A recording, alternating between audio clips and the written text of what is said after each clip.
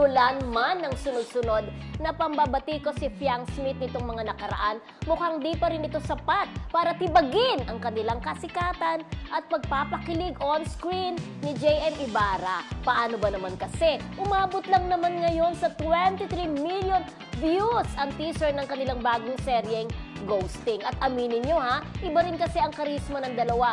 Say nga ng mga panay nila, madalas lang daw sila o si Fiang na nami-misunderstood kaya ibinabato ng intriga.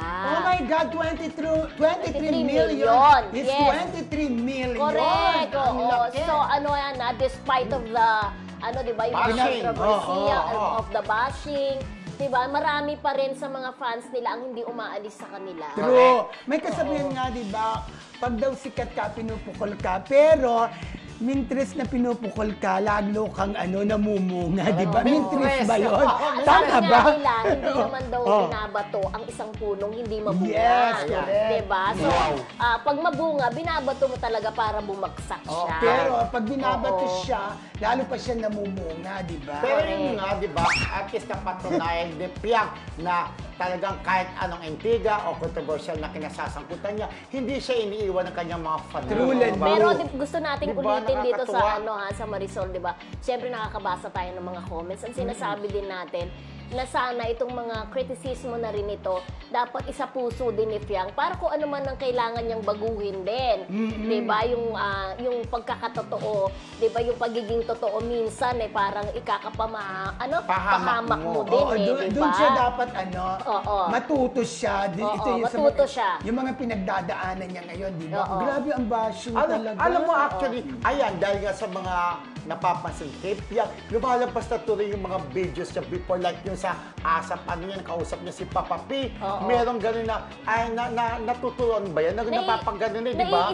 Nai-splice yun na ang dating, masama yung tao, di ba? True. So nakakawa din naman si Fiang in fairness, di ba? So pagsabihan nila, kasi bata pa naman din niya, kahit 18 na, matututo naman, di ba? Kaya anak, ingat-ingat, di ba? Pino-compare kasi nila si Fiang kay Charlie.